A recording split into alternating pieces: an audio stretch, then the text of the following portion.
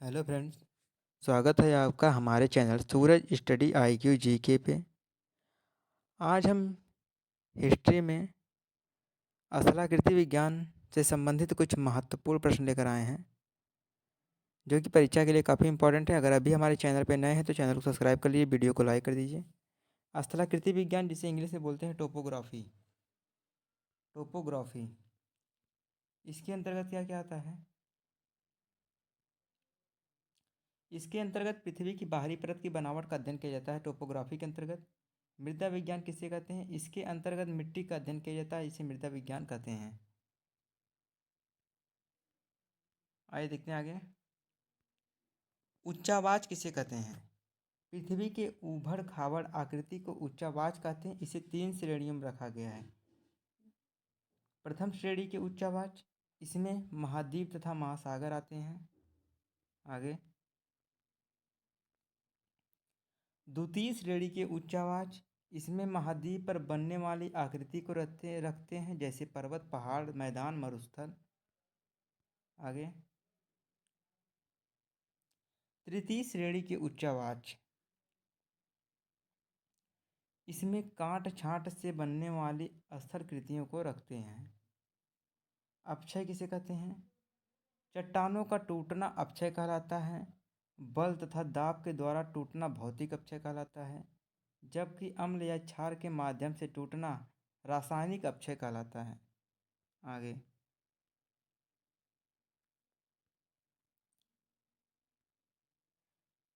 चूना पत्थर पर भौतिक रूप से आसानी से दोनों का अपक्षय का प्रभाव पड़ता है।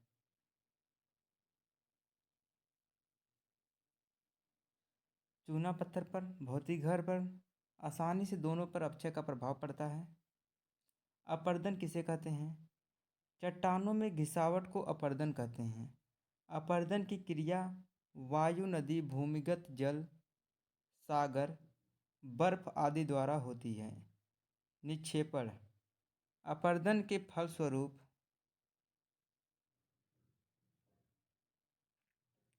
निकाला गया कचरा जिस स्थान पर जमा होता है उसे निक्षेपण कहते हैं। निक्षेपण की क्रिया निचले ढाल पर होती है।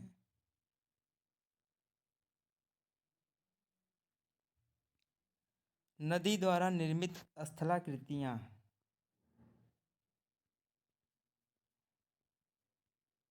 उद्गम, नदियाँ जिस स्थान से निकलती हैं उसे उद्गम कहते हैं। मुहाना, नदियाँ जहाँ महासागर में मिल जाती हैं उसे मुहाना कहते हैं। उद्गम मतलब नदियाँ जैसे पहाड़ों से निकलती हैं या पर्वतों से निकलती हैं तो उसे उद्गम कहते हैं। जहाँ से नदी निकल के जाती है उसे उद्गम कहते हैं, और जहाँ जाके नदी गिर जाती है तो उसे मुहाना कहते हैं। जैसे नदी है यहाँ पे, यहाँ से निकली, यहाँ से निकलती हुई जा रही है, यहाँ से जा रही है और यहाँ पे समुद्र में जाकर यहाँ पे गिर जा रही है, तो इसको मुहाना कहते हैं। ठीक। और इधर जो है इसका है उद्गम स्थान, क्योंकि यह यहीं से निकली हुई है। तो उद्गम और मुहाना के बारे में जानते हैं। नदियों की कितनी अवस्थाएं होती हैं? तो नदियों की 3 अवस्थाएं होती हैं: युवा अवस्था, प्रौढ़ावस्था और वृद्धावस्था। तो युवा अवस्था क्या होता है? इसमें नदियां पर्वतीय ढाल पर होती हैं और केवल अपर्दन करती हैं। अपर्दन मतलब मिट्टी का कटाव करती हैं, मिट्टी का कटाव करती हैं। पौरावस्था, इसमें नदियां मैदानी क्षेत्र में पाई जाती हैं और अपर्दन के साथ साथ निक्षेपण भी करती हैं, मतलब मट्टियों को काटती हैं और बहा चट्टानों पर से मट्टियों को बहा के लेकर आती भी हैं, जिससे वह डेल्टा का निर्माण भी करती हैं। आगे देखते हैं वृद्धावस्था क्या है। इसमें नदियां अपने मुहाने तक पहुंच जाती हैं और ढाल कम होने के कारण केवल निक्षेपण करती हैं। आगे प्रवणता क्या है? प्रवणता क्या होता है इसके बारे में जानते हैं। किसी स्थल के समुद्र से ऊंचाई को प्रवणता कहते हैं। जैसे हम यहाँ पे खड़े हैं और समुद्र हमारा यहाँ पे है, इसकी जो हाइट है इसी को हम क्या कहते हैं, प्रवणता कहते हैं। आगे, प्रवणता जितनी अधिक होगी ढाल उतना ही अधिक होगा। नदियों की शक्ति उनकी प्रवणता से मिलती है, नदियों को शक्ति उनकी प्रवणता से मिलती है। आगे, क्षिप्रिका क्या होता है? क्षिप्रिका, नदियाँ जब पर्वतीय क्षेत्र पर होती हैं तब मुलायम चट्टानों को काट देती हैं, किंतु कठोर चट्टानों को नहीं काट पाती हैं, जिस कारण ऊबड़ खाबड़ आकृति का निर्माण होता है, जिसे क्षिप्रिका कहते हैं। आगे, जानते हैं बी आकार की घाटी? नदियाँ जब दो पर्वतों के बीच से निकलती हैं तो वह बी आकार की घाटी का निर्माण करती हैं, जिसे बी आकार की घाटी कहते हैं। जैसे यहाँ पे कोई पर्वत है, यहाँ पे, और यहाँ से नदी निकल रही है, तो नदी यहाँ से नदी आगे निकल जाती है, जिसे हम क्या कहते हैं, बी आकार की, या बन गई बी आकार की घाटी। आगे, गार्ज क्या होता है?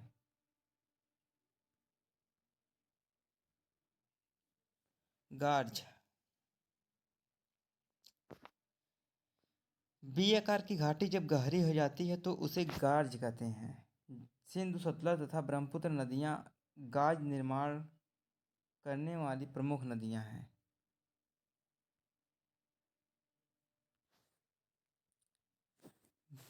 बी आकार की घाटी जब गहरी हो जाती है तो उसे गार्ज कहते हैं।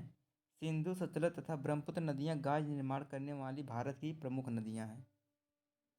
आगे, कैनियन तथा आई आकार की घाटी, यह गार्ज से भी गहरी होती हैं। इसका ढाल बिल्कुल सीधा होता है। सबसे गहरा कैनियन यूएसए में कोलोराडो कोलोराडो नदी पर स्थित ग्रांड कैनियन है। ग्रांड कैनियन है। आगे, जलप्रपात, नदियाँ जब ऊंचाई से नीचे की ओर गिरती हैं तो जलप्रपात का निर्माण करती हैं। यह पर्वतीय या पठारी क्षेत्रों में पाई जाती हैं। आगे, अवनमन कुंड, जलप्रपात के अपमान से नदियाँ जब नीचे गिरती हैं तो यह गड्ढा या कुंड का निर्माण करती हैं, जिसे अवनमन कुंड कहते हैं। जानते हैं यस आकार की घाटी क्या होती है? नदियाँ मैदानी क्षेत्र में मुलायम चट्टानों को काट देती हैं तथा कठोर चट्टानों को छोड़ देती हैं। इस कारण यस आकार की घाटी बनती है। इसे निनांडर या विसर्प भी कहते हैं। गोखुर झील, यस आकार की घाटी जब सीधी हो जाती है तो वह गोखुर झील का निर्माण करती है। इसे परितत्व झील भी कहते हैं। आगे, तटबंध क्या होता है? मैदानी क्षेत्र में नदियाँ अपने किनारे पर सिल्ट को जमा कर देती हैं, इसे तटबंध कहते हैं। नदी द्वीप क्या होता है? जब नदियाँ अपने बीच मार्ग में ही सिल्ट को जमा कर देती हैं तो इसे नदी द्वीप का निर्माण होता है। आगे, विश्व का सबसे बड़ा नदी द्वीप मांजुली है, जो कि ब्रह्मपुत्र नदी में असम में है। आगे, वितरिका क्या है? नदियाँ जब मुहाने पर पहुँचती हैं तो ढाल कम हो जाता है, जिससे नदियाँ कई शाखाओं में बढ़ जाती हैं। इन शाखाओं को वितरिका कहते हैं। डेल्टा क्या है? डेल्टा क्या है? दो वितरिकाओं के बीच जब सिल्ट जमा हो जाता है तो वह त्रिभुज के समान आकृति बना लेता है, जिसे डेल्टा कहते हैं। यह बहुत ही उपजाऊ है। आगे, सबसे बड़ा डेल्टा गंगा और ब्रह्मपुत्र का डेल्टा है, जिसे सुंदरबन का डेल्टा कहते हैं। आगे, नोट, जब नदियों के बीच वितरिकाओं की संख्या अधिक हो जाती है तो वह पक्षी के पैर के समान दिखने लगती हैं और इससे बने डेल्टा को पक्षीपात डेल्टा कहते हैं। इससे बने डेल्टा को पक्षीपात डेल्टा कहते हैं। आगे, मिसिसिपा नदी पक्षीपात डेल्टा बनाती है, जिसका डेल्टा सबसे चौड़ा है और यह अमेरिका में पाई जाती है। आगे, ज्वारंध क्या है? जब किसी नदी के मुहाने पर पर्वत खड़ा हो तो नदियाँ अपने सिल्ट को जमा करके किनारे में भी तरीका बनाकर नहीं निकल सकती, क्योंकि दोनों किनारों पर पर्वत होता है। क्योंकि दोनों किनारों पर पर्वत होता है, अतः यह सिल्ट को सागर में गिरा देती हैं, जिसे एस्चुरी कहते हैं। इसमें 3 point, first, second and third. Estuary बनने से सागर का तट बड़ा हो जाता है।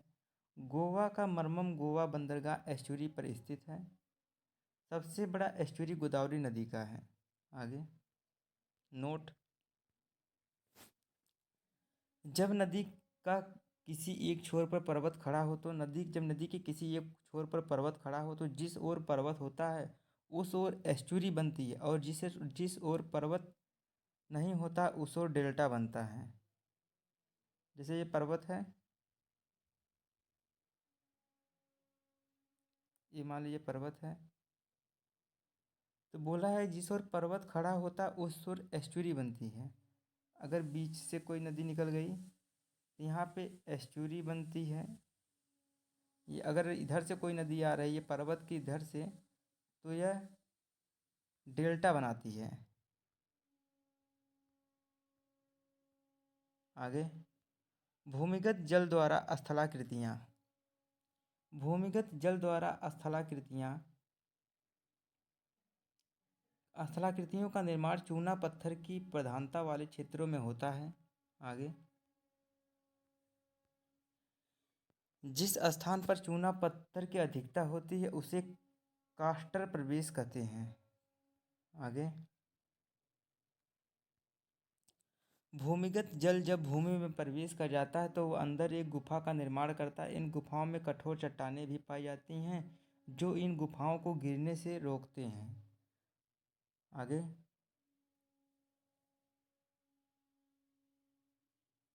गुफाओं के प्रारंभिक भाग को अंधी घाटी कहते हैं। आगे वालसन झील क्या है?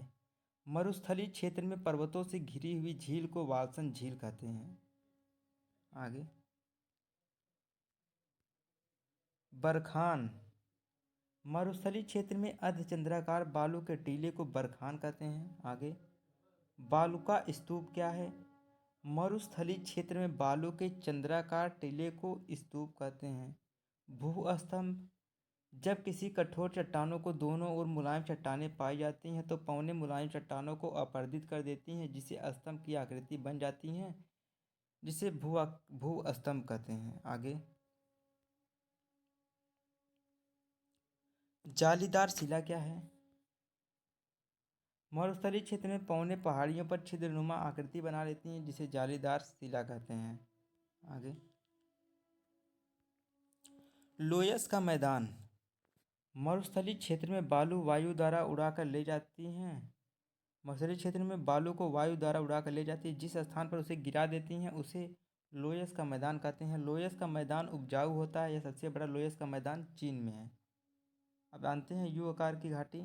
बर्फीले क्षेत्र में दो पहाड़ों के बीच यू आकार की घाटी बन जाती है। आगे लटकती घाटी क्या होती है? जब किसी बड़े हिमनद में कोई छोटा सा हिमनद आकर जुड़ जाता है तो उसे लटकती घाटी कहते हैं। आगे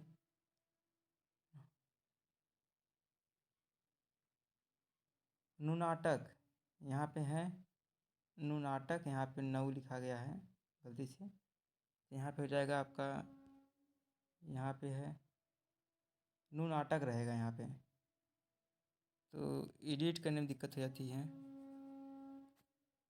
नुनाटक, यहाँ से इसका नाम है नुनाटक। जब किसी छोटे हिमनद के ऊपर बड़ा हिमनद आ जाता है तो उसे नुनाटक कहते हैं। जब किसी छोटे हिमनद के ऊपर बड़ा हिमनद आ जाता है तो उसे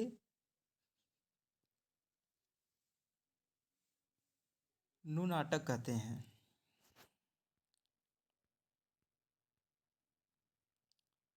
तो फ्रेंड्स आज के लिए बस इतना ही।